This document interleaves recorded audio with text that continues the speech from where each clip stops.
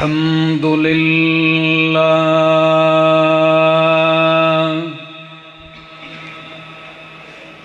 الحمد لله رب العالمين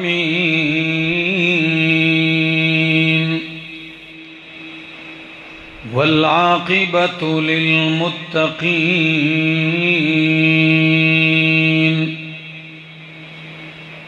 والصلاة والسلام على أشرف الأنبياء وإمام المرسلين وعلى آله وأصحابه وأهل بيته أجمعين أما بعد فأعوذ بالله من الشيطان الرجيم بسم الله الرحمن الرحيم وإنه لتنزيل رب العالمين نزل به الروح الأمين على قلبك لتكون من المنذرين بلسان عربي مبين وإنه لفي زبر الأولين وقال تعالى إنا نحن نزلنا الذكر وإنا له لحافظون وقال النبي صلى الله تعالى عليه وسلم إن الله يرفع بهذا الكتاب أقواما ويضع به آخرين سبحان ربك رب العزة عما يصفون وسلام على المرسلين والحمد لله رب العالمین۔ انتہائی قابل عزت، قابل احترام، ذی قدر و ذی وقار علماء کرام اور ہری پور کے اس علاقے بگڑا اور پھر اس محلے اور گرد و نواح سے آئے ہوئے میرے معزز مکرم دوستو، السلام علیکم۔ اشتہار پہ بھی نظر پڑی، مجھ سے تو وقت چونکہ لیا تھا، مولانا ریاض صاحب نے کافی وقت پہلے یہ تاریخ انہوں نے لی تھی، بحمداللہ آج وہ موقع آ گیا۔ اشتہار پہ نظر پڑی تو عظمت قرآن اور فکر آخرت دونوں مضمون انہوں نے لکھے ہوئے ہیں۔ اب اگر تھوڑا تھوڑا ایک ایک مضمون کو ذکر کروں تو کم از کم ایک ایک گھنٹہ چاہیے، تو اتنا لمبا آپ بیٹھ نہیں سکیں گے طویل وقت۔ میں اختصار کے ساتھ گفتگو کروں گا۔ دوستو، فکر آخرت پیدا کرنے والی کتاب قرآن ہے۔ یہ ایسی کتاب ہے لوگوں کا دماغ آخرت کی طرف، اللہ کی طرف مائل کرتی ہے۔ جو کائنات میں مستغرق لوگ ہیں اور غافل ہیں، تو قرآن کریم ان کی توجہ آخرت کی طرف ایسے مبذول کرتا ہے۔ قرآن کہتا ہے اقترب للناس حسابهم وهم فی غفلۃ معرضون۔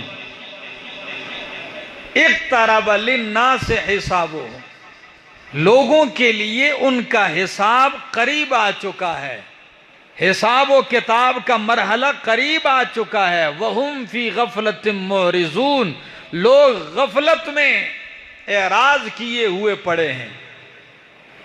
تو قرآن کریم آخرت کی فکر بھی پیدا کرتا ہے۔ اور بگڑا والوں، آپ کو ایک عجیب بات بتاؤں کہ قرآن کریم 4 مضامین ذکر کرتا ہے۔ کتنے؟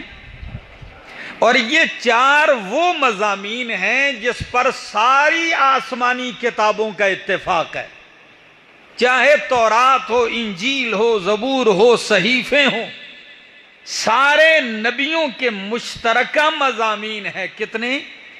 4۔ اثبات التوحید، اثبات الرسالت، صدق الکتاب یعنی صداقت الکتاب، اور چوتھا مضمون ہے ایمان بالآخرت۔ کتنے مضامین؟ سب سے پہلے قرآن توحید ذکر کرتا ہے، پھر قرآن کریم رسالت کا اثبات کرتا ہے، دیگر انبیاء کی رسالت اور امام الانبیاء صلی اللہ علیہ وسلم کی رسالت ثابت کرتا ہے، رسالت پہ ہونے والے ایک ایک اعتراض اور شبہ کو رد کرتا ہے، جو پہلے ہوئے وہ بھی رد کرتا ہے، جو نبی علیہ السلام کے دور میں ہوئے وہ بھی رد کرتا ہے، جو بعد میں ہونے ہیں اللہ وہ بھی ذکر کر کے رد کرتا ہے، اور رسالت کی عظمتیں ذکر کرتا ہے۔ تیسرا مضمون صدق الکتاب، ہماری عام سادہ بولی میں ہم کہتے ہیں صداقت الکتاب۔ قرآن ذکر کرتا ہے کہ اللہ کی آسمانی کتابیں سچی کتابیں تھیں، اپنے اپنے دور میں اتاری گئی تھی، پھر ان کتابوں کی سردار کتاب، ساری کتابوں کو منسوخ کرنے والی کتاب قرآن، تو قرآن کی صداقت قرآن ذکر کرتا ہے۔ اور چوتھا مضمون ایمان بالآخرت، عقیدہ آخرت، فکر آخرت قرآن ذکر کرتا ہے۔ اور ان 4 مضامین کو بگڑے والوں قرآن کا کمال دیکھیے، اللہ اکبر، علماء بیٹھے ہیں ذرا لطف اٹھائیں گے اس سے۔ یہ 4 مضامین قرآن پھیلاتا ہے تو 4 مضامین کو 30 پاروں میں پھیلا دیا۔ کتنے پاروں میں؟ 30 پاروں میں پھیلاتا ہے۔ قرآن جب ان کو سمیٹتا ہے تو سمیٹنے کا انداز یہ ہوتا ہے، کبھی یہی 4 مضامین ایک سورت میں بیان کر دیتا ہے، کبھی یہ 4 مضامین میں سے ایک ایک مضمون قرآن ذکر کرتا ہے۔ مثلا قرآن کی عظمت، سورۃ القدر پوری سورت ہی قرآن کی عظمت ہے، ایک مضمون 4 میں سے اٹھایا۔ سورۃ الاخلاص پوری سورت ہی توحید ہے، ایک مضمون 4 میں سے اٹھایا۔ سورۃ الزلزال پوری سورت ہی قیامت کی فکر پر ہے، اور سورۃ الضحیٰ، سورۃ علم نشرح پوری سورت ہی رسالت کی عظمت پر۔ تو کبھی یہ انداز ہوتا ہے اور کبھی قرآن کریم کا یہ انداز ہوتا ہے کہ ان 4 مضامین کو سمیٹتے سمیٹتے ایک آیت میں بھی اکٹھا کر دیتا ہے۔ اللہ اکبر۔ سورہ نساء آیت 136، ایک آیت میں اللہ نے 4 کے 4 مضامین اکٹھے کر دیے۔ تو میں ذکر کرتا ہوں کہ قرآن کون سی کتاب ہے، کیسی کتاب ہے، قرآن خود تعارف کراتا ہے۔ سورت کا نام سورۃ الشعراء، 19واں پارہ ہے۔ قرآن کہتا ہے وَإِنَّهُ لَتَنزِيلُ رَبِّ الْعَالَمِينَ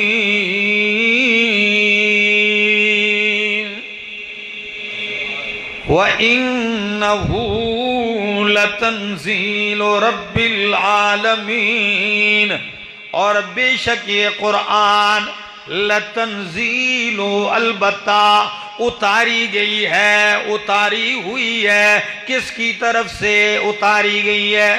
رب العالمین، یہ رب العالمین کی طرف سے اتاری ہوئی کتاب ہے۔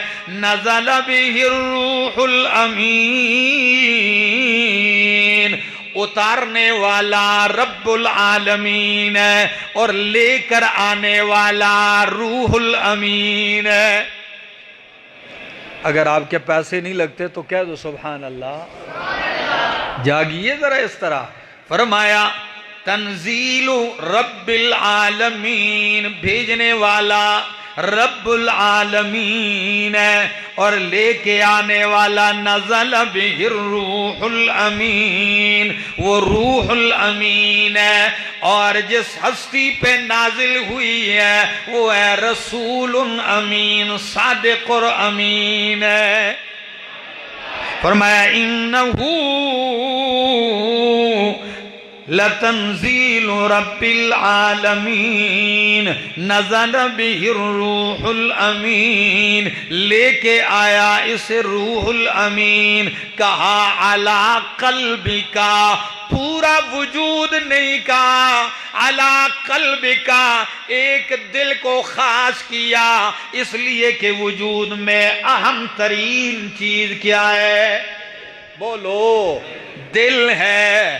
یہ وہی دل ہے کہ آج رکشے والا، موٹر والا، کار والا، گاڑی والا شیشے پہ لکھ دیتا ہے دل تو پاگل ہے۔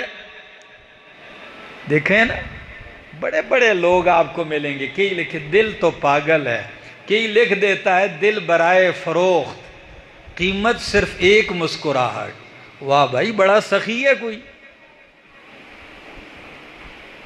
میرا دوست کہ کیا لکھتے ہیں، کئی دل کی تصویر بنا دیتے ہیں، بیچ میں درال ڈال دیتے ہیں کہ بس دل دو ٹکڑے ہے، کئی دل کی تصویر ڈال کے بیچ میں تیر لگا دیتے ہیں کہ بس تیر کھب گیا ہے، چبھ گیا ہے، زخمی ہے میرا دل۔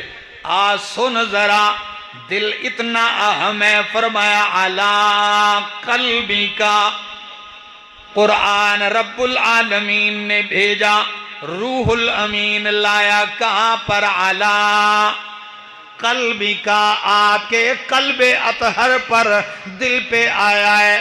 بگڑے والوں، اگر بات کروں تو بات تو ساری دل کی ہے، دل پورے وجود کا بادشاہ ہے۔ دل کہتا ہے تو آنکھیں دیکھتی ہیں، جی، دل کہتا ہے تو پاؤں وہاں چل کے جاتے ہیں، دل کہتا ہے تو ہاتھ وہ کرنے کو تیار ہوتا ہے۔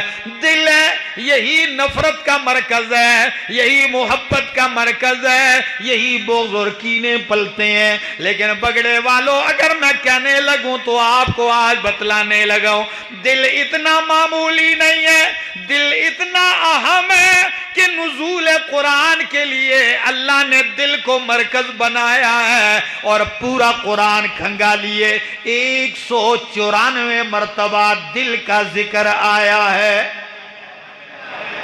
قرآن کا ذکر کتنی مرتبہ آیا ہے؟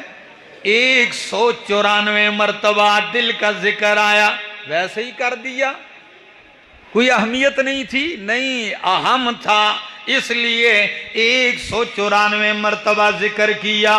کبھی قرآن دل کو فؤاد کہتا ہے، کبھی قرآن دل کو جمع کے ساتھ افئدہ کہتا ہے، کبھی قرآن دل کو قلب کہتا ہے، کبھی قرآن دل کو جو ہے صدور بمانے قلب کہتا ہے۔ 194 مرتبہ ذکر آیا ہے۔ بگڑے والوں، کمال کی بات یہ، مکی صورتوں میں دل کو قلب نہیں کہا، فؤاد کہا۔ مدنی صورتوں میں کہیں قلب کہا، کہیں فؤاد کہا، کہیں اور، لیکن مکی صورتوں میں قلب کا ذکر نہیں آئے گا۔ کیا لفظ استعمال کیا مکی صورتوں میں؟ فؤاد۔ امام راغب کہتے ہیں فؤاد تفعد سے ہے، تفعد بمعنی توقد، جلنا، چونکہ گرم ہونا کسی چیز کا جلنا۔ دل کو فؤاد اس لیے کہا کہ یہ بھی ہمیشہ گرم رہتا ہے، جلتا رہتا ہے، ساری تکلیفیں سہتا رہتا ہے، اور اگر یہ ٹھنڈا ہو جائے تو بندہ، ہاتھ ٹھنڈے ہو جائیں تو کوئی مسئلہ نہیں، بندہ آگ کے آگے تپا کے گرم کر لیتا ہے، پاؤں ٹھنڈے ہو جائیں، لیکن دل ٹھنڈا ہو جائے تو پھر لوگ کہتے ہیں تیاری کرو اگلے جان دی، پھر اٹھا کے اس کو دفناتے ہیں۔ یہ ہمیشہ ہی گرم رہتا ہے، ایسا ہے؟ اور اگر میں اس کو یوں کہوں کہ مکی صورتوں میں یہ لفظ کیوں استعمال کیا گیا؟ مکی میں یہ اس لیے استعمال کیا کہ مکے کا دور دل کے جلنے کا دور تھا، تکلیفوں کا، مشقتوں کا، آزمائشوں کا، ہر طرف سے ایک برمار تھی تکلیفوں کی۔ اور علامہ ابن قیم رحمہ اللہ کتنی پیاری بات کرتے ہیں، وہ کہتے ہیں لوگوں، اللہ نے دو چیزوں کا انتخاب کیا ہے، ایک عرش کا اور ایک دل کا۔ اللہ نے عرش کو اپنی استوا کے لیے خاص کیا ہے اور دل کو اللہ نے اپنی معرفت کے لیے خاص کیا ہے۔ الرحمن علی العرش استوا کما یلیق بشانہ، اپنی شان کے لائق، اور دل کو اللہ نے اپنی معرفت کے لیے خاص کیا ہے۔ یہ ایسے ہی گوشت کا لوتھڑا ہے میرا دوست۔ عبادتیں آپ کرتے ہیں، آج تک آپ سنتے آ رہے ہیں کہ بھائی عبادت تین قسم کی، مال کی عبادت، جان کی عبادت، زبان کی عبادت، سنا ہے کہ نہیں سنا؟ پڑھتے ہیں تحیات للہ والصلوات والطیبات، لیکن یہ بھی سن لیجئے دل کی بھی عبادتیں ہوتی ہیں۔ اب آپ کہیں دل کی عبادتیں کون سی؟ اہم ترین عبادتیں دل کی، تقوی دل میں ہوتا ہے، عبادت ہے کہ نہیں؟ امید دل میں ہوتی ہے تو امیدیں اللہ سے وابستہ کرو، یہ دل کی عبادت ہے۔ اللہ پہ توکل کرنا، بھروسہ کرنا، یقین کرنا، اعتماد کرنا، یہ دل کا کام ہے، یہ دل کی عبادت ہے۔ اللہ سے محبت رکھنا، والذین آمنوا اشد حبا للہ، ایمان والے اللہ کی محبت میں بڑے سخت ہیں، تو اللہ سے محبت یہ دل کا کام ہے، یہ دل کی عبادتیں ہیں۔ اور اسی طرح اس کے برعکس جو ہے نفاق، منافقت بھی دل میں ہوتی ہے، بغض بھی دل میں ہوتا ہے، نفرت بھی دل میں ہوتی ہے، حسد بھی دل میں ہوتا ہے۔ اس لیے قرآن کریم کی توجہ دل پر ہے کہ جب دل صاف ہو گیا پورا بدن صاف ہو جائے گا۔ اور دلوں کے طبیب امام الانبیاء محمد رسول اللہ صلی اللہ تعالی علیہ وآلہ آلہ وسلم کا فرمان سن لیجئے، فرماتے ہیں الا ان فی الجسد لمضغہ، خبردار جسم میں ایک لوتھڑا ہے گوشت کا، اذا صلحت صلح الجسد کلہ، جب وہ ٹھیک ہو جائے پورا بدن ٹھیک ہو جاتا ہے، وَإِذَا فَسَدَتْ، جب وہ بگڑ جائے تو پورا بدن بگڑ جاتا ہے، اَلَا وَهِيَ الْقَلْبِ، خبردار وہ دل ہے۔ وہ کیا ہے؟ اور حضرت ابو ہریرہ رضی اللہ تعالیٰ عنہ فرماتے ہیں القلب ملکن، دل بادشاہ ہے۔ کیا ہے؟ القلب ملکن، دل بادشاہ ہے، والاعضاء والجوارح جنودہ، اعضاء اور جوارح اس کا لشکر ہے۔ تو فوج لشکر کس کے کنٹرول میں ہوتی ہے؟ بادشاہ کے۔ تو بادشاہ کیا ہے؟ دل ہے۔ اسی لیے دل پہ زیادہ توجہ ہے، دل کی طرف زیادہ اہمیت ہے۔ اور امام الانبیاء محمد رسول اللہ صلی اللہ تعالی علیہ وآلہ آلہ وسلم کا فرمان سن لیجئے، وہ کیا فرماتے ہیں؟ ان اللہ لا ينظر الى صورکم ولا الى اموالکم، اللہ تمہاری شکل و صورتوں کو نہیں دیکھتے، نہ اللہ تمہارے مال کوٹھے بنگلوں کو دیکھتے ہیں، اللہ اس کو دیکھتے ہیں جو تمہارے دل میں ہوتا ہے۔ ایک روایت میں وَلَٰكِنْ يَنْظُرُ إِلَىٰ مَا فِي قُلُوبِكُمْ، جو تمہارے دل میں ہے۔ دوسری روایت کے الفاظ ہے وَلَٰكِنْ يَنْظُرُ إِلَىٰ قُلُوبِكُمْ، اللہ تمہارے دلوں کو دیکھتے ہیں۔ اللہ اکبر۔ نرم سا تو لوتھڑا ہے، ڈاکٹر تو صرف اتنا ہی کہتے ہیں بس خون کی پمپنگ کرتا ہے، سپلائی کر رہا ہے، پھیلا رہا ہے۔ نہ میرا دوست، بہت اہم ہے۔ ہاں یہ بات ضرور ہے کہ دماغ اور دل کا کنیکشن ہے۔ کیا ہے؟ ان دونوں کا گہرا تعلق ہے۔ تو فرمایا علی قلبک، آپ کے دل پر اترا ہے قرآن۔ حضرت ام سلمہ رضی اللہ تعالی عنہ، میری اور آپ مومنوں کی امی جان ام المومنین ام سلمہ رضی اللہ تعالی عنہ، صحابی رسول فرماتے ہیں میں نے پوچھا اماں جان، جب اللہ کے محبوب پیغمبر صلی اللہ علیہ وسلم آپ کے پاس آتے، آپ کی باری ہوتی، ان کی رہائش آپ کے پاس ہوتی، تو آپ کے ہاں نبی علیہ السلام کا اکثر ورد کیا ہوتا تھا؟ صحابہ کتنے حریص تھے اس بات کے کہ وہ خلوتوں کی بات پوچھتے کہ نبی علیہ السلام ادھر ہوتے تو کیا فرماتے، ادھر ہوتے آپ کا ورد، آپ کے اعمال کیا ہوتے؟ تو پتہ ہے، سن لیجئے پھر ام المومنین ام سلمہ رضی اللہ تعالی عنہ فرماتی ہیں جب نبی علیہ السلام میرے ہاں ہوتے تو میں اکثر ان کی زبان سے یہ الفاظ سنتی۔ کون سے الفاظ؟ اللہم یا مقلب القلوب ثبت قلبی علی دینک۔ اللہم یا مقلب القلوب، اے دلوں کو الٹنے پلٹنے والے اللہ۔ بگڑے والو، دلوں کو کون الٹتا پلٹتا ہے؟ تو ام المومنین فرماتی ہیں کہ سردار دو جہاں کی دعا میں الفاظ ہیں، یا مقلب القلوب ثبت قلبی علی دینک، اے دلوں کو الٹنے پلٹنے والے اللہ، میرے دل کو اپنے دین پہ جما دے۔ اللہ اکبر، یہ کن کی دعا ہے؟ تو پھر میرے اور آپ جیسے بندوں کے لیے جو صبح اور ہوتے ہیں، شام کو اور ہوتے ہیں، دوپہر اور ہوتے ہیں، یہاں معصوم پیغمبر کی یہ دعا ہے۔ جو استقامت میں پہاڑ ہوتے ہیں، زمین اوپر سے نیچے ہو سکتی ہے، نیچے سے اوپر ہو سکتی ہے، پیغمبر کے پائے استقلال میں جنبش بھی نہیں آتی، ان کی دعا یہ ہے۔ تو میرے اور آپ دل کی تو کیفیت یہ الگ ہے، مسجد میں ہو تو کچھ اور کہتا ہے، مسجد کے باہر ہو تو دل کچھ اور کہتا ہے، محفل میں ہو تو کچھ اور وسوسے ڈالتا رہتا ہے، اور جب کمبل میں خلوتوں میں فیس بک دیکھتے ہو پھر یہ کچھ اور کہتا ہے، بازار میں ہو دل کچھ اور کہتا ہے کہ نہیں؟ یہ تو ٹھہرتا نہیں ہے۔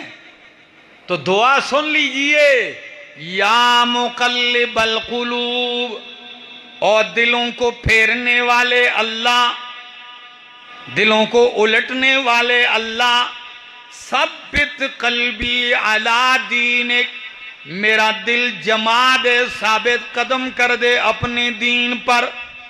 تو ام سلمہ رضی اللہ تعالی عنہ فرماتی ہیں میں نے پوچھا اللہ کے محبوب، جب بھی دیکھتی ہوں آپ میرے پاس یہی الفاظ دہراتے ہیں، وجہ کیا ہے؟ جواب سن لیجئے، کیا فرمایا دلوں کے طبیب نے؟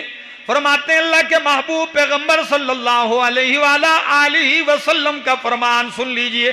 فرمایا یا ام سلمہ، او ام سلمہ سن لیجئے، یہ دل جو ہوتا ہے یہ اللہ رحمان کی دو انگلیوں کے درمیان ہوتا ہے، یقلبھا کیف یشاء۔ اللہ اکبر، دل اللہ کی دو انگلیوں کے درمیان ہوتا ہے، اللہ جب چاہتا ہے جدھر چاہتا ہے پھیر دیتا ہے۔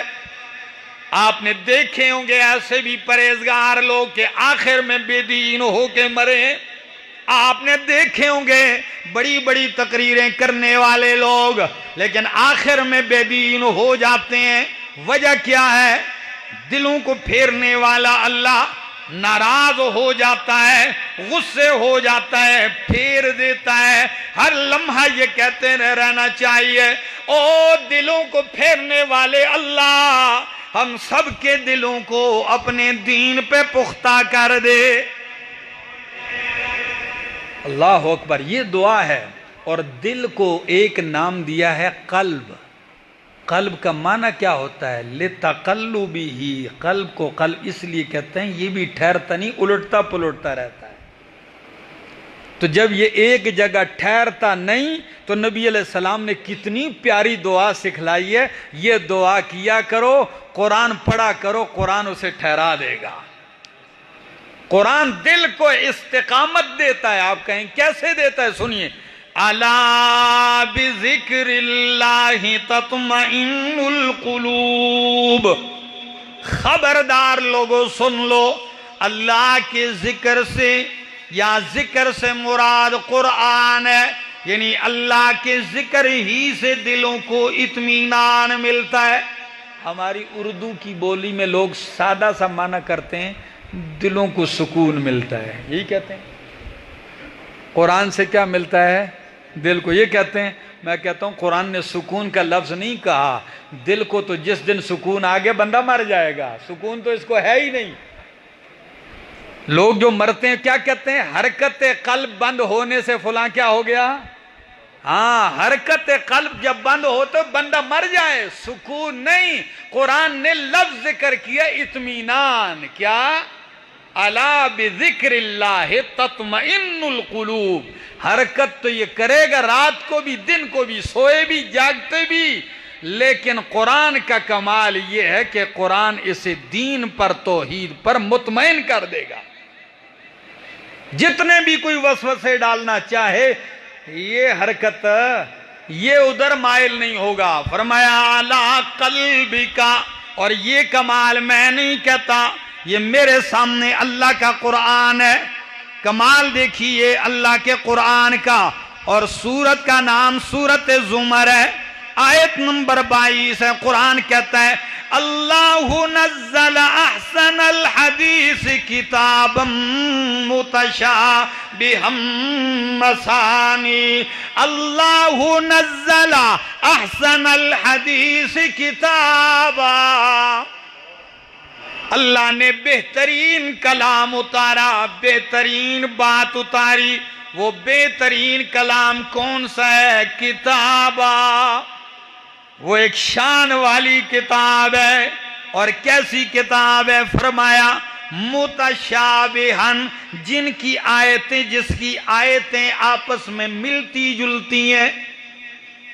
آپ کہیں گے متشابہ کا کیا مطلب ہے؟ ملتی جلتی ہیں، سچائی میں ملتی ہیں، صداقت میں ملتی ہیں، حقانیت میں ملتی ہیں، فصاحت بلاغت میں ملتی ہیں، ایک دوسرے کی تائید کرتی ہیں، تصدیق کرنے میں ملتی ہیں۔ مثانی، جس کی آیتیں مکرر ہیں، جس کے مضامین مکرر ہیں۔ قرآن کا کمال ہے بگڑے والوں، ایک ہی مضمون قرآن جب ذکر کرتا ہے تو اس کو مختلف پیرایوں میں ذکر کرتا ہے، کبھی اس پہ مثال ذکر کرتا ہے، کبھی واقعہ ذکر کرتا ہے، کبھی وعیدیں سناتا ہے، کبھی بشارتیں سناتا ہے، کبھی ترغیب دیتا ہے، کبھی عذاب کے ڈراوے سناتا ہے۔ کمال ہے قرآن مقدس کا۔ مثانی، جس کے مضامین مکرر ہیں، آیتیں مکرر ہیں۔ اور کمال کیا ہے؟ تقشعر منہ جلود الذین یخشون ربہم، جن کے دلوں میں رب کا خوف اور خشیت ہے، جب وہ قرآن سنتے ہیں ان کے رونگٹے کھڑے ہو جاتے ہیں۔ تقشعر، اقشعرار کس کو کہتے ہیں؟ وجود پہ بال کھڑے ہو جائیں۔ ساڑی ہند کو دی بولی بھی چاہتے ہیں سکنڈے کھل گئے نے، یہ آتے ہیں کہ نہیں؟ پنجابی میں کہتے ہیں لوں کھڑے ہو گئے، اور پشتو میں کہتے ہیں غنے زگ زگ شو، اور بولیاں مانی آندیاں۔ فرمایا تقشعر منہ جلود الذین یخشون ربہم، جو اپنے رب سے ڈرتے ہیں ان کے وجود پہ رونگٹے کھڑے ہو جاتے ہیں۔ پھر کیا ہوتا ہے؟ فرمایا ثم تلین جلودہم وقلوبہم الی ذکر اللہ، پھر ان کے بدن اور ان کے دل مائل ہو جاتے ہیں، نرم ہو جاتے ہیں اللہ کی یاد کی طرف۔ یہ تو ایک کمال ذکر کیا، قرآن دل کو نرم کرتا ہے، اللہ کی یاد کی طرف مائل کرتا ہے۔ اور دوسرا مقام میرے سامنے اللہ کا قرآن ہے، سورت کا نام سورت انفال ہے، 9واں پارہ ہے، آیت نمبر 2۔ قرآن کہتا ہے انما المؤمنون الذین اذا ذکر اللہ وجلت قلوبهم واذا تلیت علیہم آیاتہ زادتہم ایمانا۔ کمال دیکھا ہے نا قرآن کا، میں نے کہا دلوں کی کتاب، دلوں کو بدلنے والی کتاب ہے۔ فرمایا انما المؤمنون الذین، بے شک مومن وہ لوگ ہیں، اذا ذکر اللہ، جب اللہ کا ذکر ہوتا ہے، اللہ کا تذکرہ ہوتا ہے تو وجلت قلوبہم، ان کے دل ڈر جاتے ہیں۔ ادھر کیا فرمایا؟ نرم ہو جاتے ہیں۔ ادھر کیا فرمایا؟ ڈر جاتے ہیں، یعنی پہلے خوف پیدا ہوتا ہے، اس خوف کا نتیجہ یہ ہوتا ہے کہ دل کی سختی نرمی میں بدل جاتی ہے۔ اللہ اکبر۔ ادھر فرمایا دل نرم ہو جاتے ہیں۔ اچھا، وَإِذَا تُلِيَتْ عَلَيْهِمْ آيَاتُهُ، اور جب مومنوں کے اوپر اللہ کی آیتیں پڑھی جاتی ہیں تو زادتہم ایمانا، ان کا ایمان مضبوط ہو جاتا ہے۔ تو ایمان کا مرکز کیا ہے؟ بولو، دل ہے، ٹھیک ہے نا؟ تو ایمان، قرآن پڑھا جاتا ہے تو ایمان مضبوط ہو جاتا ہے۔ تو جب ایمان مضبوط ہوتا ہے تو پھر کیا ہوتا ہے؟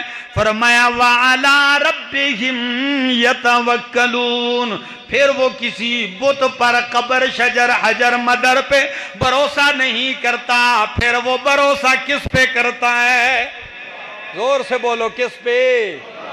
اللہ پہ بھروسہ کرتا ہے، اس کا توکل، بھروسہ اللہ پہ ہوتا ہے۔ یہ کمال ہے قرآن کا۔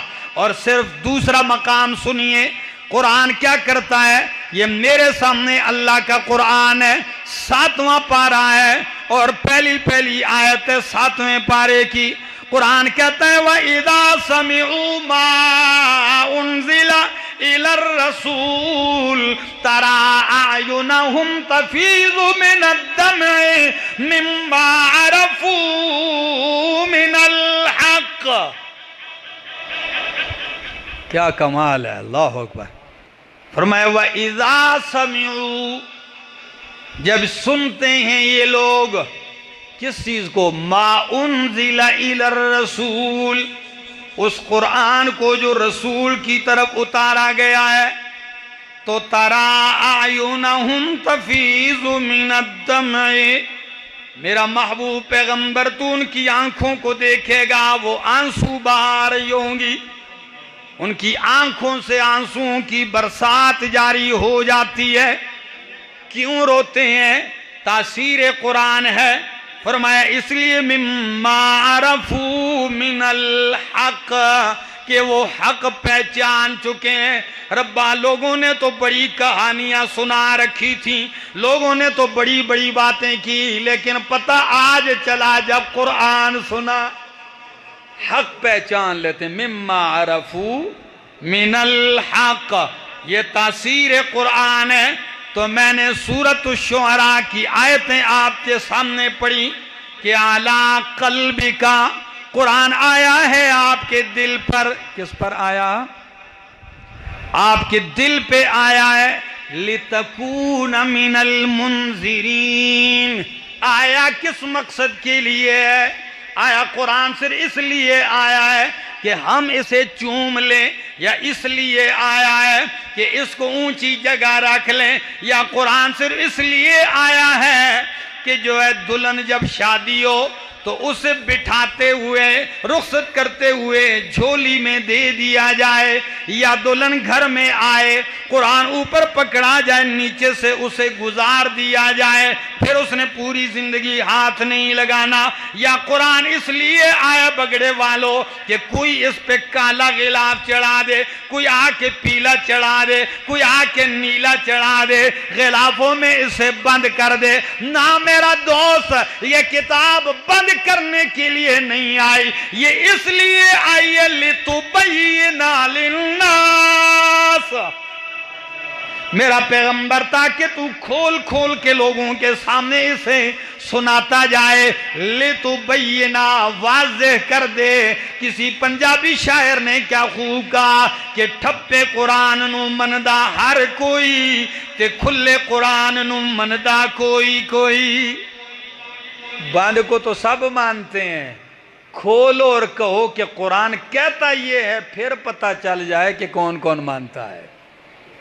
تو قرآن کس لیے آیا؟ فرمایا لِتَكُونَ مِنَ الْمُنذِرِينَ، تاکہ میرا محبوب پیغمبر صلی اللہ علیہ وآلہ وسلم آپ منذر بن جائیں، کائنات کے لوگوں کو آگاہ و خبردار کرنے والے بن جائیں۔ اور یہی مقصد قرآن دوسرے مقام پہ سورہ فرقان میں ذکر کرتا ہے، تبارک الذی نزل الفرقان علی عبدہ لیکون للعالمین نذیرا۔ کیا بات ہے، برکتوں والی ہے وہ ذات۔ یہ لفظ آپ نے بار بار پڑھا ہوگا، تبارک الذی، تبارک الذی، کیا معنی کرتے ہو؟ کہ برکتوں والی ذات کس کی ہے؟ کیا مطلب ہے؟ یعنی برکتیں دینے والا کون ہے؟ آج تو لوگوں نے عقیدے کو تماشا بنا رکھا ہے، کوئی کہتے ہیں آپ ادھر قدم رکھیں، یہ ساریاں تو آڑیاں برکتاں نے، کوئی کہتا ہے میری دکان میں پاؤں رکھو برکت آ جائے، کوئی کہتے ہیں دیگ پکائی ہے حضرت جی آپ لعاب ڈال دیں تاکہ برکت ہو جائے، کوئی جا کے قبر سے مٹی تیل اٹھاتے ہیں کہ جی یہ اس میں برکت آ گئی ہے۔ نانا بگڑے والوں، قرآن سن لیجئے، قرآن ایک ہی بات ذکر کرتا ہے کہ کائنات کے لوگوں، جان مال اولاد عزت زندگی کاروبار میں برکتیں دینے والا کون ہے؟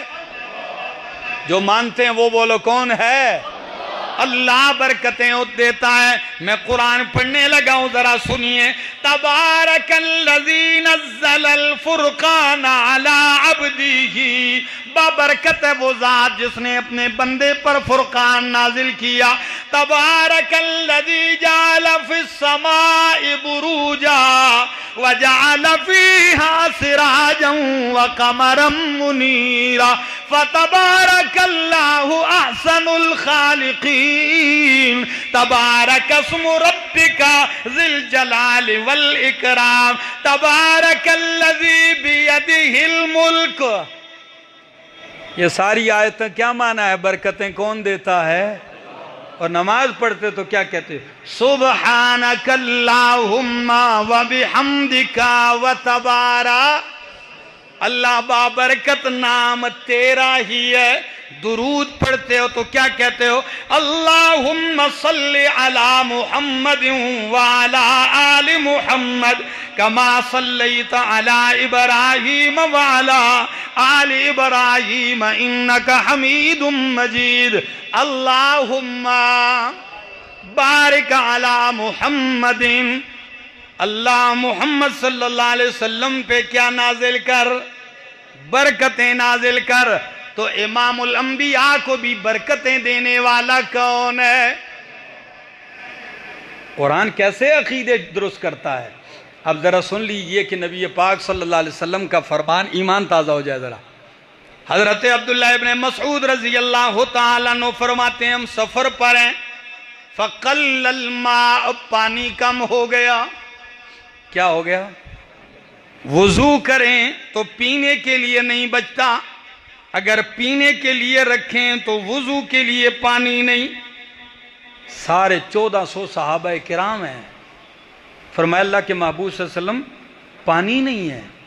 نبی علیہ السلام نے فرمایا جس کے پاس مشکیزے میں، گڑے میں، کوئی تھیلے وغیرہ میں کوئی پانی ہے لے آؤ۔ تو مشکیزوں میں جتنا جتنا تھا سب تھوڑا تھوڑا کر کے لاتے گئے، ایک مشکیزے میں یوں رکھا بالٹی میں، نبی علیہ السلام نے اس میں ہاتھ رکھا۔ صحیح بخاری مسلم کی حدیث، 1400 صحابہ کرام موجود ہیں، امام الانبیاء صلی اللہ تعالی علیہ وآلہ وسلم نے ہاتھ رکھا۔ ہاتھ رکھنے کی دیر ہے، صحابہ فرماتے ہیں امام الانبیاء کی انگلیوں سے پانی کے فوارے جاری ہو گئے۔ اللہ اکبر! پانی اتنی کثرت سے بہنا شروع ہو گیا کہ مشکیزیں بھر لیے گئے، برتن بھر لیے گئے، وضو کیا غسل کے لیے پانی سٹور کر لیا گیا، پینے کے لیے سٹور کر لیا گیا۔ لیکن بگڑے والوں، میرے محبوب پیغمبر کا ارشاد سنیے، قرآن کی تبلیغ کرنے والے پیغمبر کا ارشاد سنیے، عقیدہ کیسے درست کرتے ہیں۔ کہتے ہیں حی علی الطہور المبارک، او میرے صحابہ کرام آؤ بابرکت پانی لے کے جاؤ، حی علی الطہور المبارک، مبارک پانی لے کے جاؤ، لیکن عقیدہ ٹھیک رکھنا، ہاتھ میرا ہے والبرکت من اللہ، برکت دینے والا اللہ ہے، ہاتھ میرا ہے والبرکت من اللہ۔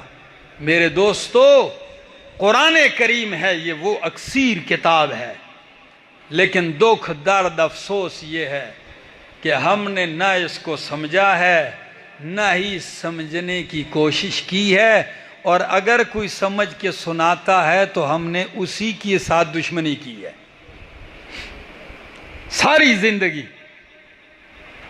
آؤ دوستو، عہد کرتے ہیں کہ انشاءاللہ العزیز قرآن سمجھیں گے، اپنا وقت نکالیں گے، تھوڑا ہو زیادہ ہو، سمجھو میرے دوستو، سمجھو۔ یہ کسی مولوی، پیر، امام، محدث، مفسر کا کلام نہیں ہے، یہ رب العالمین کا کلام ہے، اور اس کے کلام اللہ ہونے میں کوئی شک نہیں ہے۔ تنزیل من رب العالمین، ذالک الکتاب لا ریب فیہ، کوئی شک نہیں ہے، یہ رب العالمین کا کلام ہے۔ امام احمد ابن حنبل رحمہ اللہ نے اسی بات پہ تکلیفیں اٹھائی کہ یہ اللہ کا کلام ہے، یہ مخلوق نہیں ہے، حادث نہیں ہے، فنا ہونے والا کلام نہیں ہے، یہ اللہ کا کلام ہے۔ مارے کھائی 74 سال کی عمر میں ننگی پیٹھ پہ کوڑے برستے رہے، لیکن استقامت کا پہاڑ بن کے جنازہ جیل سے نکلا تو اس دور کے اندر 58 لاکھ لوگوں نے شرکت کی۔ میرے دوستو، آئیے، سیکھیے، سمجھیے، پھر انشاءاللہ اپنی زندگیوں میں انقلاب دیکھیے۔ ہم ساری زندگی یہ گزار دیتے ہیں کہ اللہ کی کتاب قسمیں اٹھاتے ہیں، اس کے اوپر جگڑتے ہیں، اس کو سر پہ رکھ کے مقدمے جیتنے کی کوشش کرتے ہیں، لیکن اس کو کھول کے نہیں دیکھتے کہ اللہ نے اس دستور میں کہا کیا ہے، اس قانون میں کہا کیا ہے، جس کو اللہ نے 60 سے زائد ناموں کے ساتھ یاد کیا۔ کبھی فرمایا الکتاب، کامل کتاب یہ ہے، کبھی فرمایا ہدن، ہدایت کی کتاب یہ ہے، کبھی فرمایا نور مبین، اجالا اور نور یہ ہے، کبھی فرمایا فرقان، حق اور باطل میں فرق کرنے والی کتاب یہ ہے، کبھی اسے فرمایا کلام، میرا کلام یہ ہے، کبھی فرمایا موعظۃ، کائنات کی سب سے بڑی نصیحت یہ ہے، کبھی فرمایا واعظ بہترین یہ ہے، کبھی اس کو ایک نام سے، کبھی فرمایا صراط مستقیم یہ ہے۔ ایک نام نہیں، 60 سے زیادہ نام اللہ نے اپنی کتاب کے خود قرآن میں ذکر کیے۔ کثرت الاسماء تدل علی شرف المسمى، یہ اتنے نام ویسے ہی ذکر کیے، ہر نام پہ غور کرو، ایک مفہوم سمندر اپنے اندر لیے ہوئے۔ اور ایک نام قرآن کا ہے مہیمن، کیا؟ مہیمن، کہ ساری کتابوں کے اوپر نگران کتاب، کنٹرول کرنے والی کتاب۔ قرآن کے اوپر کوئی کتاب نگران نہیں ہے. قرآن کائنات کی ساری کتابوں پر کیا ہے؟ نگران کتاب ہے. ہم ساری تو پڑھتے ہیں، اس تک پہنچتے ہی نہیں ہیں، اور اس تک پہنچنے سے پہلے ہم زندگیاں تمام کر دیتے ہیں. اللہ ہمیں قرآن کی سمجھ نصیب فرمائے. اللہ رب العالمین ہم سب کا خاتمہ موت ایمان پہ فرمائے. مولانا قاری ریاض صاحب میرے شاگرد بھی ہیں، انہوں نے بہت محبت اور خلوص کے ساتھ یہ آج کا یہ پروگرام ترتیب دیا ہے. اللہ رب العالمین ان کے والد کو غریق رحمت فرمائے، اور استاذ العلماء استاذی المکرم حضرت مولانا عبدالرشید صاحب رحمہ اللہ، اللہ ان کی بھی مغفرت فرمائے. اگر زندگی نے وفا کی پھر ملیں گے.